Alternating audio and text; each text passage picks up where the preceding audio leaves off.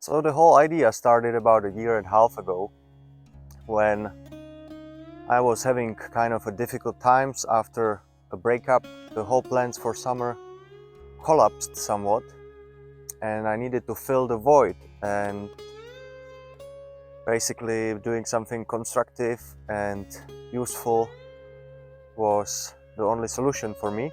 So this whole place was just a little slopey piece of my garden, and so I leveled it out, and without a solid idea what I want to build, I started. And then as time went on, it looked like, okay, here can be one pillar, it's gonna be this size, and so on, and it manifested into a building like this. So the first reason was kind of a proof of concept that anybody can build a house, and that for almost no money. The overall cost for me when it comes to materials was around 600 euros, I would say, which is for the metal roof, some foil, and the boards that were used to make a raised bed. So it's literally nothing. That's 1 month's rent in some parts of the world. So it was a no-brainer. I needed to start, and without knowing how long the whole process is gonna take, I was just doing my part day by day, focusing on the work, not on worldly distractions. And it was interesting process of self-discovery, and I learned a lot of skills as well. And even though I played with the hammer as a kid already, I improved my building skills tremendously. The main idea is that there is somebody's house right here, and the person doesn't live here, so I have total privacy here, but I still see the house, and it doesn't give me that idyllic loneliness feel. So I wanted to block as much of that view as possible, and the build successfully did that.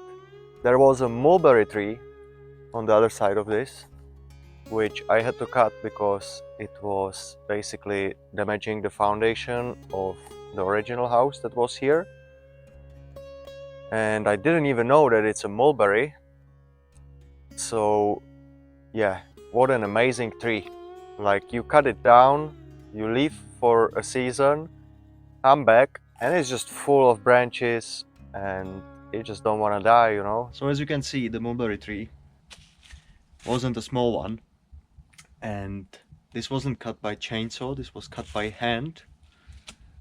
And I was trying to cut all the roots because this crack on the building, that's because it grew too fast, too close, or too fast. Nobody was living here 15 years or something, so the mulberry had time to grow, and it was a difficult process because all the branches were above the house and I didn't want it to damage my roof. So to cut it down was quite something. And then somehow through the process I already envisioned that there can be something here.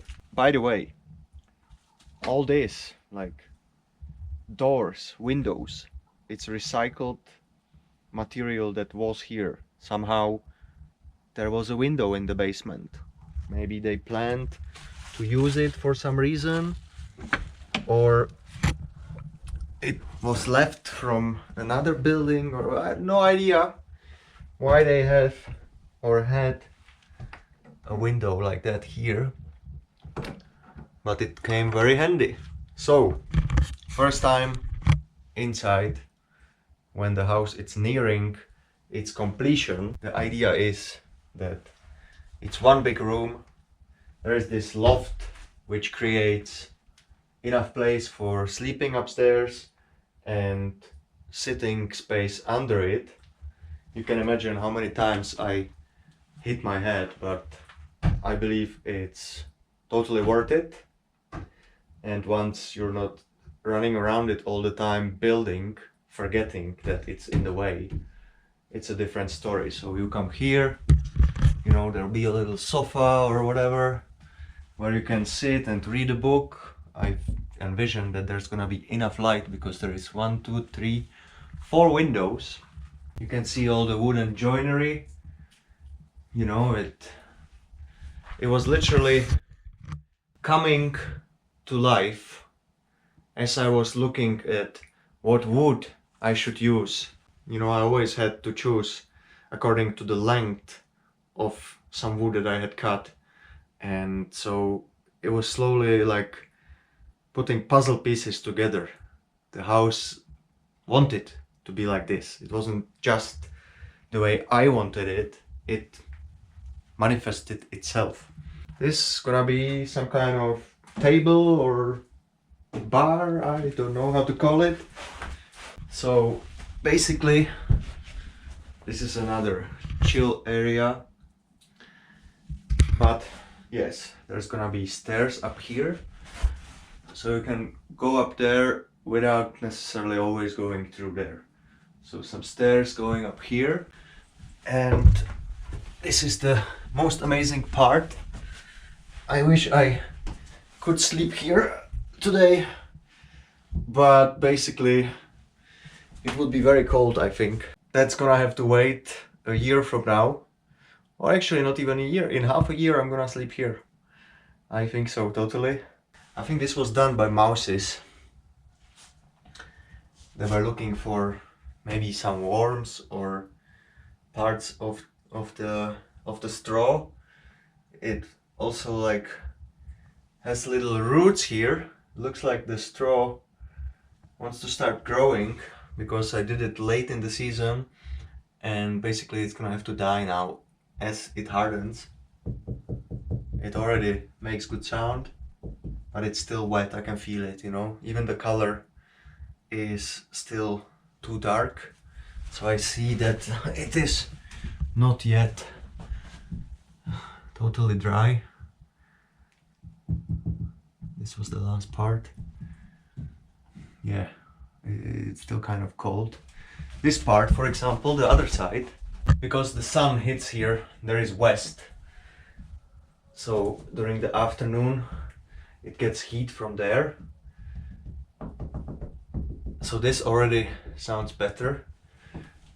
So yeah, it's absolutely amazing building method. I'm really surprised how it turned out. It was, for me, experiment. I don't know if I invented something new or not, but potentially I did. And so basically what this is mud, sand, straw and a little bit of lime mixed together, plastered on top of chicken wire that is attached to planks. So it's really fast built, you know. Now when I think about it, it took me altogether 9 weeks to make all this. So for one man, that's nothing, honestly. 9 weeks. You know, if I would plan it well and I started 1st April, it will be done by the time it gets too hot to build. This is potentially a spring job for one man. Now imagine if you have a crew of 3 people. Something like this can be done in 3 weeks. Literally, easy. You know, that's just dividing the time. Like once you have a helper, you're 2 times faster. So theoretically this can be done in 2 weeks if you have the right crew. So if anybody out there would like to have something built like this in their garden, get in touch. Maybe we can figure something out. Or learn by watching my long form video how to do it yourself. That's even better.